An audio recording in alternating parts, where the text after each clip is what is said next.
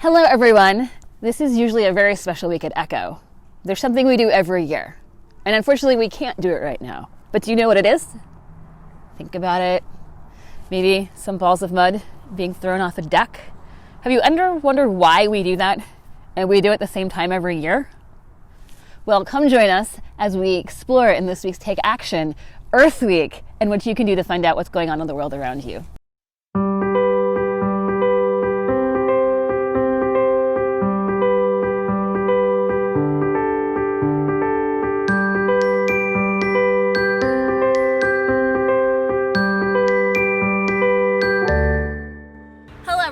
I'm Noella Krakowski from Echo, the Leahy Center for Lake Champlain, and thank you for joining us for this week's Take Action Challenge, where we're going to dive into Earth Day. Why do we celebrate it, and how did we get here?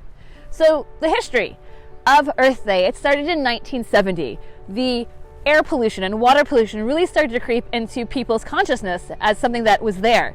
A senator from Wisconsin, Gaylord Nelson, couldn't help but see the 35-mile oil slick off the coast of Santa Barbara.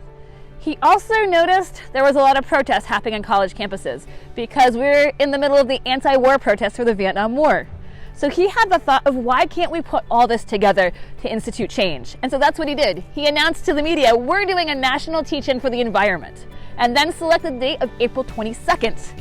Now there is a reason why we chose April 22nd, because to harness that college energy, it was between spring break and college finals.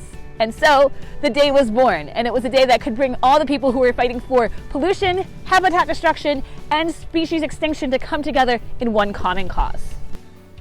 So now that we look at the history of Earth Day, you may be wondering, well, that was 50 years ago. Did it even matter? And the answer is yes.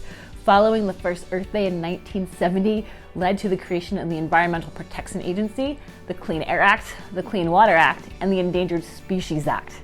For the 20th anniversary, we took Earth Day beyond the borders of the United States and made it a worldwide event celebrating the Earth with 141 other countries.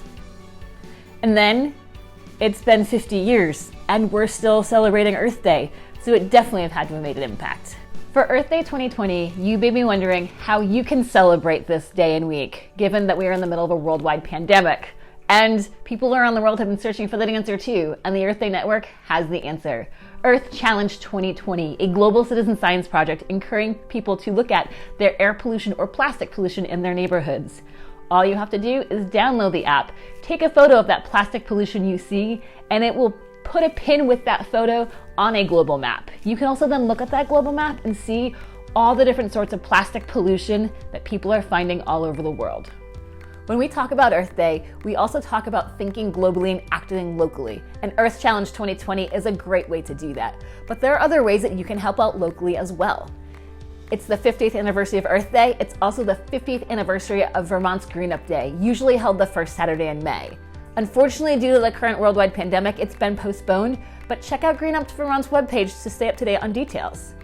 Other local resources that can help you keep your yard and neighborhood green, Chittenden Solid Waste District are a great resource to get all that information. So thank you all for joining us for this week's Take Action Challenge as we learn about Earth Day and Earth Week. Like our video, leave us comments about what you see in the world, and subscribe so you know when our next Take Action Challenge is coming out. Thank you all and have a great day.